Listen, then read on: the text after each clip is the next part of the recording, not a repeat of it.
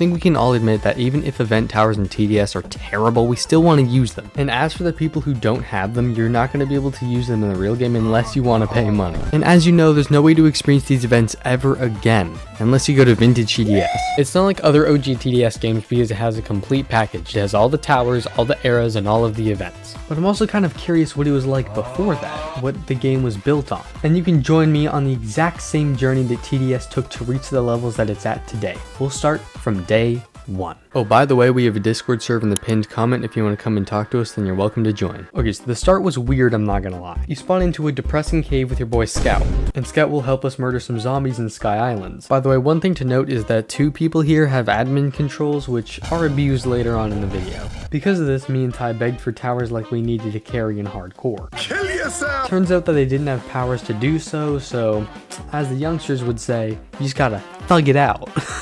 Kill me. Once we loaded in, we placed scouts, which were completely rendered useless when the admins just gave themselves infinite money.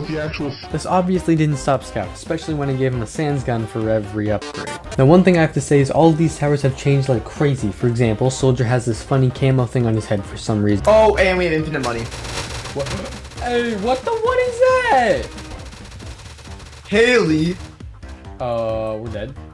Ignore that happened. This graceful death gave me enough money to buy Soldier, which we later found out was kinda broken at this time. The only issue is I didn't equip it. I can buy Soldier, wait! But don't fear, we had $12 billion the next game. Oh yeah, and on wave 6, multiple Fallen Kings spawned. That's normal. West then spawned a bunch of enemies that almost killed us. And because of this, the admins exchanged a few nice words. Kill yourself now!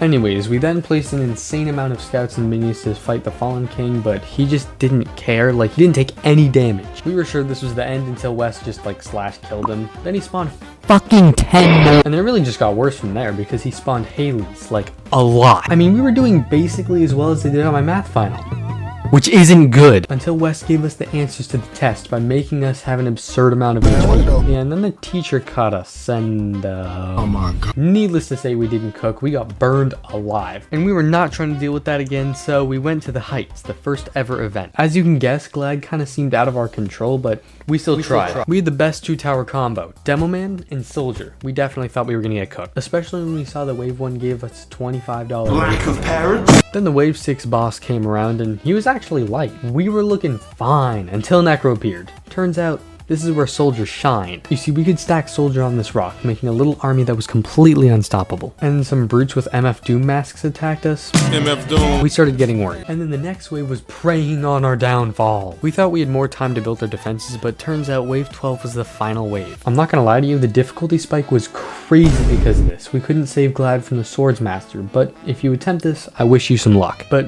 we had to move on. But first, what does the lobby look like? Well, I'm not gonna lie, it's my favorite lobby because it just feels so chill, cozy, until I realized I had a repel orb that deletes people. Anyways, we went into the alien elevator, and the question is, can we beat Area 51? Oh, and we put that question to the test on the hardest game mode, easy. I'm not gonna lie, things were a bit rough at the start. Luckily, the army soldiers started clutching up, killing some Naruto runners and lawnmowers. I will say this about this event, it is way harder than the Glad event, especially when UFOs spawned. And things just plummeted from here, except for the fact that they gave us an insane amount of money after a couple of waves. Tell them to bring me my money. Yeah! I mean, this was great. We could finally catch up and max out the soldiers, but then it also makes you wonder what's next.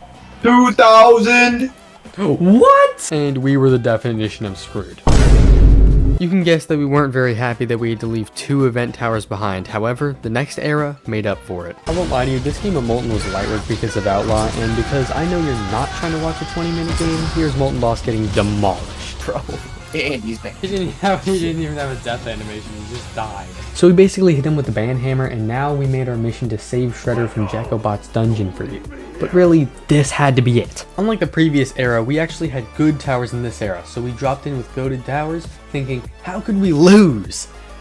Yeah, we didn't kill a single thing. Why are you playing one round? Kill yourself! You should kill yourself now! Well, calm down. Why was there so much hatred in that? And so we asked some people in the lobby what a good early game strat is, and thank you to these homies for helping us out because they brought us closer to victory. They claimed that Soldier was gonna work a very good early game if we just spam it near the start, so we tried it. And I mean, it was working pretty well. While Soldier was working hard, I was hardly working. Yo, how's it going down? Oh.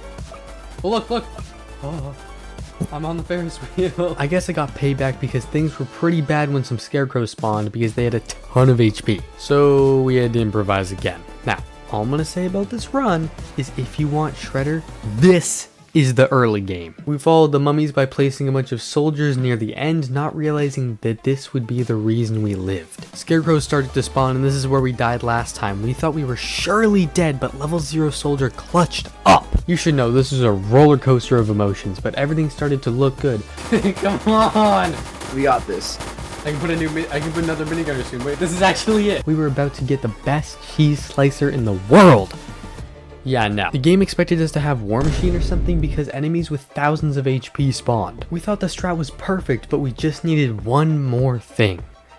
Hacks. So, a dev of the game decided to help us. Kinda. But before we get into that game, I want to show you what it's usually like in the lobby. It's nice and friendly, and yeah, I'll just show you. These are running people over with the motorcycle. That's probably how they get paid. After surviving Cookie's paycheck, we had to go into a game. This is where another dev decided to help us, and well, I can just show you what happened. What the f- Yeah, what the f is this? Fucking got it. Hold on. What is he doing? What is that? Daniel?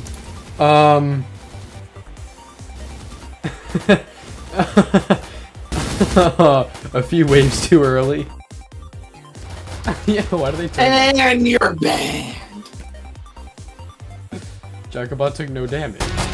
He's on SWAT dance. Bro. Did we win? Yo! By very legit means, we managed to beat the game. After that very legit game, we saved Shredder from Jacobot's dungeon. Now it was time to save Frostblaster from Polar Peak. Now I won't lie to you, we had to try quite a few times to do this legit. Cookies, one of the devs, did this. Bro. Why is throughout all why the is waves with fragment one of self damage like still red? equivalent What the to fuck? one- Why do we have hidden? What? Why do we have hidden? What? Why did he? Why did he spawn? Make sure I'm not shooting recording this. Why did he spawn hidden with? Why did he spawn hidden with? We tried a few times before that, and I crashed during that game. We were wondering, could we even do it? Tide left at this point, so me and these guys went into a game. Having failed this a couple times before, I knew what could get us far, but not win. We had to find that out on our own. The strat? Place a crazy amount of outlaws with support towers to boost them. Yeah, that's about it. And as simple as it sounds, we were doing pretty well until wave 14. I didn't want to pull out plan B, but I had to. I placed War Machine. Don't ask how I got it in the comments. Even this wasn't enough to win. We leaked these dudes with swords and then went back to the lobby. You could definitely say we were close. We tried the same thing again, but we focused on a lot of support. More outlaws and more war machines. We actually did better, managed to get Krampus to the second form, but once again, not nearly enough. I thought we needed another person with War Machine until I realized that I didn't mention to max that outlaws. Yeah, this small oversight was massive. So not that small. What's really weird about this run is we got Krampus to the exact same spot as last time. But what's really crazy is that we struggled to defeat him when we were sweating. And when I went back to the lobby, one of the devs was having a hosting of some sort of code secret thing. I decided to celebrate by letting my intrusive thoughts get to me.